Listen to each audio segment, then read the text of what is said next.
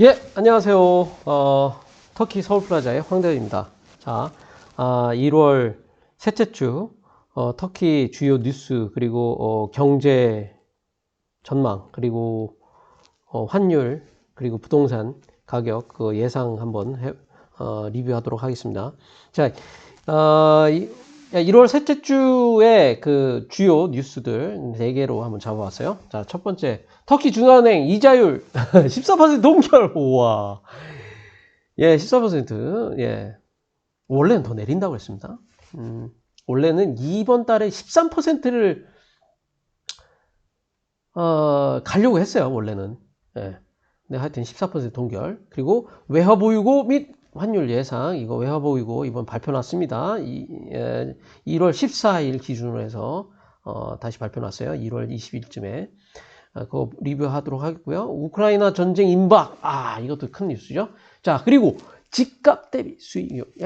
여기 터키에 그 부동산이나 아니면 이제 집을 사고 싶으신 분들이 있는데, 그분들이, 아니, 난 맨날 또 터키 살 것도 아니고, 터키에서 한 3개월 살고, 나머지 이제 다 한국에서 살 건데, 뭐, 세를 주면은 뭐 얼마나 벌 수 있냐. 이게 또 관심사 아니겠습니까? 그래서 그 집값 대비 수익률을 좀, 알아보도록 하겠고요. 자, 그럼 첫 번째 뉴스. 자, 1월 20일 날 중앙은행 금융위원회가 회의를 했는데 14% 유지하기로 결정했습니다. 자, 요게 이제 그 이자율 변동이었는데, 자, 21년 3월 19일 날 19%였죠. 자, 9월 달, 이때 이제 그 에르도안 대통령이 금리를 내려야겠다 해가지고 그 중앙은행장을 이렇게 갈아치웠죠. 예. 그때부터 이제 사실은 이제 시작된 거예요. 그 금리 인하가. 근데 이때 9월 말 때만 해도 추춤추춤 했어요. 그냥 이거 1% 내렸잖아요. 근데 이때가 진짜 효과가 컸어요. 10월 22일 날. 이때가. 얘들아 꽉 잡아라. 2%를 한 번에. 예. 어우, 너무 멋있어. 예. 그래서 이게 10월 22일 날 그 중앙은행 금융위원회가 이제 회의를 하고 16%를 내리고 난 다음부터 로켓처럼 막 올라가기 시작했죠. 환율이. 그러면서 환율이 막 계속 고공행진을 하니까 이때부터 또 주식도 빠지기 시작했죠. 예. 그래서 11월 19일 날 또, 15%, 14%. 자, 보세요. 한 달 사이에요, 다. 9월, 10월, 11월, 12월. 한 달 사이에 2%, 1%, 1%. 쭉쭉. 원래는 1월, 그러니까 20일 날에 이걸 14%로, 13%로 원래 만들 예정이었다니까요. 근데, 작년에 12월 말에 이거 이후에, 환율이 18 찍었다고 말씀드렸습니다. 예. 그래서 실질적으로 집값이 그때 18 정도 찍었을 당시에 9월 초 이거 18%로 내리기 전에 약 2억 2천 2억 1천 정도 하던 집값이 터키에 그냥 아파트, 제가 말씀드리는 그거는 제가 첫 번째 영상에서 보여드렸던 그 아파트 기준으로 말씀드린 겁니다. 한국 사람 살기 딱 좋아요. 네, 그런 유락시설 어느 정도 돼 있고, 그리고 규벤릭이라고 해가지고 그 세큐리티 회사에서 24시간 이렇게 감시를 합니다. 입구에서 누가 들어갔다 나왔다 하는지. 그 정도 되는 아파트를 말씀드리는 거예요. 그때 당시 2억 1천 정도 하던 아파트 값이 한 1억 2천으로 떨어졌으니까, 집값이 반값 된 거예요. 그냥 반값. 그때 그랬으니, 예, 정치인 입장으로서는 아주 큰 타격이 있었죠, 당연히. 왜냐면 그걸 누가 좋아하겠습니까? 그런 상황이 그런 상황인데, 그러니까 지지율 떨어지는 소리가 막 들리니까 어쩔 수 없었겠죠. 자, 그래서 14일 유지하고, 그러나 아직도 그 철학은 내려야 된다, 이거기 때문에 안심할 수가 없어요. 사실은 이 14도 언제 또 떨어질 수도 있습니다. 근데 12월 17일, 그러니까 2월 17일이 다음 달 중앙은행 금융위원회가 다시 소집이 될 거예요. 근데 이때가 또 관건입니다. 자, 근데 이제 미국 기준금리를 계속 올린다고 하는 그런 시그널이 계속 오고 있죠. 그리고 예전에는 뭐 2022년까지 테이퍼링을 끝내고 2023년부터 지속적으로 올려서 뭐 금리를 올리겠다 막 이런 얘기가 나왔었는데 지금 또 달라졌죠. 2022년 3월 달까지 테이퍼링을 끝내고 4회를 인생한 다음에 2022년 말쯤에는 기준금리를 1% 정도로 만들겠다 막 지금 이런 분위기죠. 그래서 미국이 기준금리를 언제 또 올리느냐에 따라서 뭐 좀 변수가 있긴 하겠습니다만은 저의 그러면 예상은 어떠냐? 환율 2월 중순, 그러니까 2월 중순이라는 건 2월 17일 전까지 이대로 갈 것 같습니다. 여러 가지 또 이유가 있습니다만 그 나중에 좀 말씀드리고 2월 17일 전까지는 무조건 14% 그러니까 1달러당 14 터키시리라 그러니까 14가 이제 마지노선이라 제가 말씀드렸습니다. 터키 정부가 1달러당 14TL을 넘지 않기 위해서 아주 갖은 노력을 많이 하고 있는데 아직은 13.5죠. 한 그 정도 왔다 갔다 한다고 했습니다. 요 벽을 안 넘지 않고 계속 유지가 될 것으로 예상이 됩니다. 자, 그리고, 외화 보유고 현황이 나왔어요. 1월 20일 날에 1월 14일 기준으로 해서, 외화 보유고 현황이, 발표가 됐습니다. 그래서, 보시면, 요게 이제 2022년 1월 14일 기준, 외화 보유고. 자, 이게 이제 제일 중요한 건 사실은 요거죠, 요거. 중앙은행이 직접 보유하고 있는, 현금 자산. 요거죠. 자, 그리고 이게, 자, 요거 보시면, 2021년, 1월 7일 기준. 이야, 봐봐요.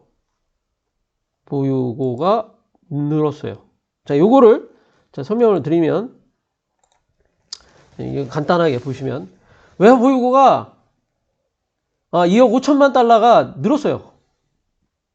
아니, 지금 사실 실질적으로 금리가 더 높아야 되거든요. 14보다 뭐 보통 지금 금리가 한 20%에서 24% 그 사이여야 한다라고 말하는 사람들이 많은데 원래적으로 하면.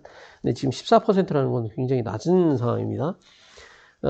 이런 상황에서 달러 가치가, 그러니까 터키 돈 가치가 내려가는 걸 막기 위해서는 달러를 막 시장에 푸는 그 정책밖에 없죠.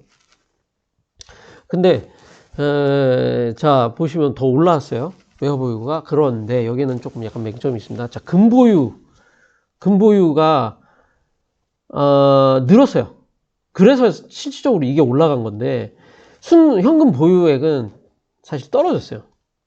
근데 이제 이게 왜 그러면 금보유고가 왜 올라갔냐면 금시세가 1월 7일에서 1월 14일 그 사이를 보면은 국제 금시세가 이트로이 온즈에 1790달러에서 1826달러로 올라갔어요. 한 2% 올라간 거예요. 그래서 올라간 게. 그러니까 현금 보유액이 아니라 총 외화 보유고는 당연히 올라가지. 금이 올라가니까 가격이. 근데 실질적인 외화 보유, 현금 보유는 떨어졌어요. 1억 9천만 달러가 떨어졌어요.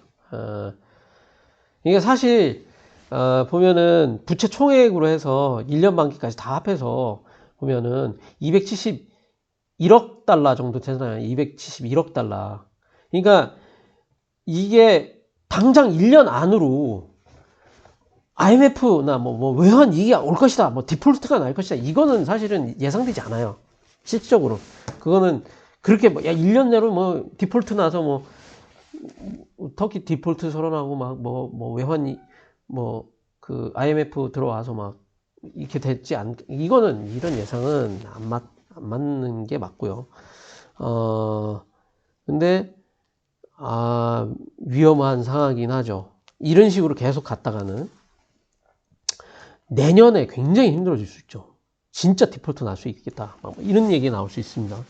내년에서 내후년 정도에. 그러니까 보세요. 이게 계속 내려가잖아요. 예, 뭐 거의 2억 달러 정도가 일주일 만에 내려가는 게 일주일 만에 2억 달러 정도가 계속 쭉쭉쭉쭉 빠지는 거죠. 현금이 계속 이 이자율을 금리를 유지를 하려면 계속 매주 2억 달러씩 빠져나간다 라고 보는 게 맞죠. 그래도 1년 버티겠죠. 외화 보유고를 총 봤을 때 이 현금 보유액으로만 봤을 때도 한 2년은 그래도 1년 정도는 충분히 버틸 수 있겠구나 라고 볼 수가 있죠. 그러니까는 근데 예, 계속 이런 식으로 나가면 힘듭니다. 자, 다음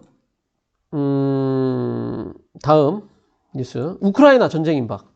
터키가 굉장히 중요해요. 이 터키, 우크라이나하고 러시아하고 만약에 진짜 전쟁을 하게 된다면 결국에는 이제 나토가 한때 뭉쳐가지고 우크라이나를 돕게 될 것이고, 그리고 이제 그 러시아가 이제 터키를 이제 그 우크라이나를 침공을 하게 되는 건데, 지금 터키의 입장은 나토의 일원이죠. 터키가. 그리고 터키의 그 어떻게 보면 굉장히 요거 내가 사진을 넣었는데 이게 TB2라고 하는 그 바이락탈 TB2라고 하는 그런 드론인데 이게 실전에서도 검증이 됐습니다. 전번에 있었었던 그 아제르바이잔과 아르메니아 사이에 전쟁이 있었죠. 그때 이게 탱크를 잡는데 아주 큰 역할을 했죠. 그래서 압승했죠. 예. 아제르바이잔 측에서 아제르바이잔이 요걸 운용했습니다. 그래서 완전히 그냥 탱크를 그냥 다 뚜껑을 다 따버렸죠. 뭐 인터넷에서 그 아제르바이잔 뭐 전쟁 이렇게 치시면 나옵니다. 그 영상들 뚜껑이 아주 툭툭 그냥 무슨 참치 캔 따듯이. 예. 요거를 우크라이나에서 운영을 하고 있어요. 지금 터키에서 이제 수입을 해다가. 예. 그러니까는 방산업 측에서 우크라이나하고 굉장히 밀접한 관계에 있죠.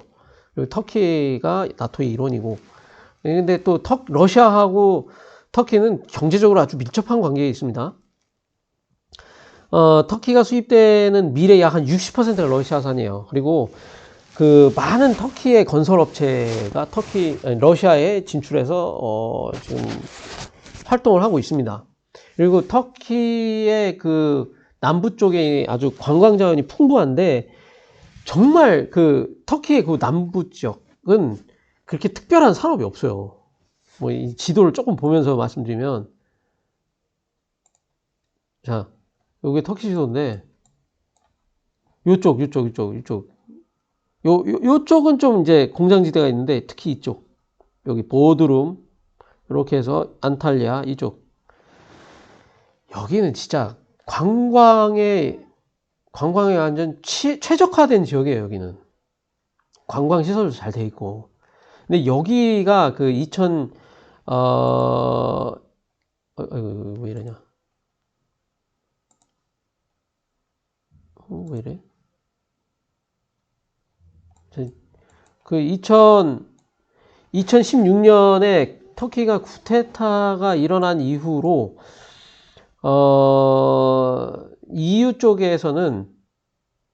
쪽에서의 그 관광객이 터키에 안 들어오기 시작했어요. 그럼 여러 가지 이제 외교마찰도 있었고, 그래서 거의 유럽 쪽에서의 그 관광객들은 안 들어옵니다. 터키에. 그 이후로. 그럼 그 빈자리를 누가 메워줬냐? 다 러시아인들이. 그리고 그 아랍 쪽, 그러니까 사우디아라비아, 그리고 저런 UAE, 아랍에미레이트, 뭐 카타르, 뭐 이쪽 지역 사람들이 굉장히 많이 메워졌어요. 그리고 인도네시아 쪽에서 오는 관광객들도 꽤 많다고 제가 얘기를 들었습니다. 사실 이 관광업이 실질적인 실물 경제에 아주 큰 영향을 많이 줍니다. 특히나 현금 거래가 굉장히 많죠. 통계에 잡히지 않는 그런 외화 유입이 굉장히 큽니다. 특별히 뭐 예를 들면 한 10% 팁 주죠. 근데 그거 다 현금으로 주잖아요. 뭐 누가 카드로 줍니까 그거를? 팁을? 그거를 특히나 지금 러시아 사람들이 이 남부 쪽에 가면 진짜 많아요. 관광객들. 이 11월 말쯤에 제가 안탈리아에 이제 관광을 갔을 때 당시에 그 듀덴 폭포라고 있는데 그 폭포 근처에 가니까 그 거리 악사가 러시아 민요를 이렇게 연주를 하더라고요. 그러니까 그 주변에 있었던 러시아계 사람들이 다 그거 따라 부르더라고요. 그런 광경을 제가 목격을 했습니다. 진짜 많다 하는데 진짜 많구나. 그때 저도 스스로 느꼈었어요. 네. 하여튼 저 남부가 다 목여서 지금 살리고 있습니다. 러시아계 쪽의 그 관광객들이. 자, 그리고 하여튼 그래서 두 나라에 다 이렇게 밀접한 관계가 있습니다. 터키는. 그래서 1월 20일 날에 이게 발표가 났는데 뉴스에 나왔습니다. 물론 그 제안은 1월 20일 전에 했겠죠. 에르도안 대통령이 그 푸틴 대통령과 우크라이나의 젤렌스키 대통령을 터키에 초청을 했었어요. 근데 이제 드미트리 페스코브라고 해가지고 그 크렘린궁의 그 대변인이 있죠. 그 사람이 공보실장이라고 하나요? 예, 우리나라로 치면. 예. 그 사람이 답변을 했는데 뭐라 했냐. 두 나라 긴장 해소하는 노력에 감사하다. 하지만 우크라이나는 그 도네츠크 사태, 그쪽 우크라이나가 지금 내전을 벌이고 있죠. 지금 도네츠크.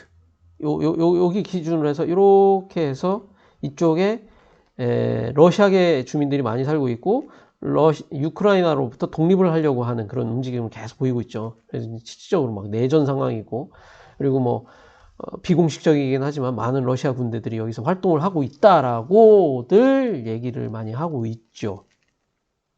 근데 하여튼 도네츠크 사태에 대해서 그 내전 사태에 대해서 민스크에서 이제 협약을 맺었는데 그 정전협정을 맺었는데 그 정전협정을 우크라이나 측에서 위반하고 있다. 이 정전협정을 준수하라고 터키 측에서 키예브 측을 설득을 해준다면 감사하겠다. 만약 그리고 아니 내가 여기를 뭐야 만약이라고 적었냐? 이건 아니고 현재 이런 상황이기 때문에 푸틴 대통령과 젤렌스키 두 정상 간의 만남은 불가하다. 결국에 이제 결론은 거절이죠. 근데 이게 이러한 중재 노력을 하는 게 터키가 처음이 아니에요. 원래 독일에서 이걸 하려고 했었어요. 그래서 두 대통령을 초청을 했었는데 그것도 결렬이 됐었죠. 그래서 이제 터키 측에서 이거를 이제 하고 있는데, 자, 이러한 일련의 사건들은 결국에는 뭐냐? 우크라이나 전쟁 임박. 이거는 터키 입장으로 봤을 때는 호재중이에요, 호재중. 터키 경제나 정치적인 입장으로 봤을 때는,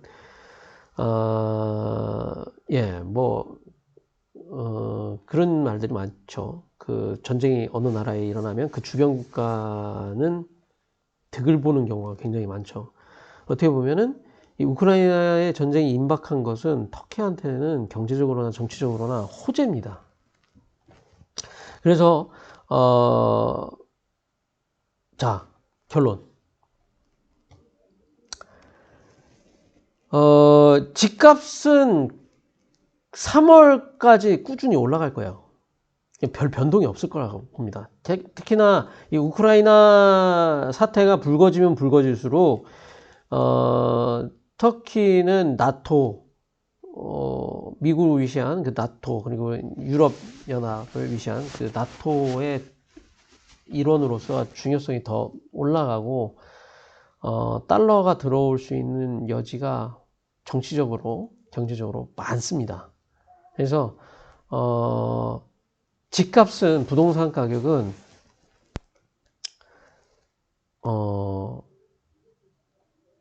12월 달에 많이 내려갔었죠. 그걸 다시 회복하는 그 상황이 올 겁니다. 실질적으로 또, 제가 말씀드렸죠.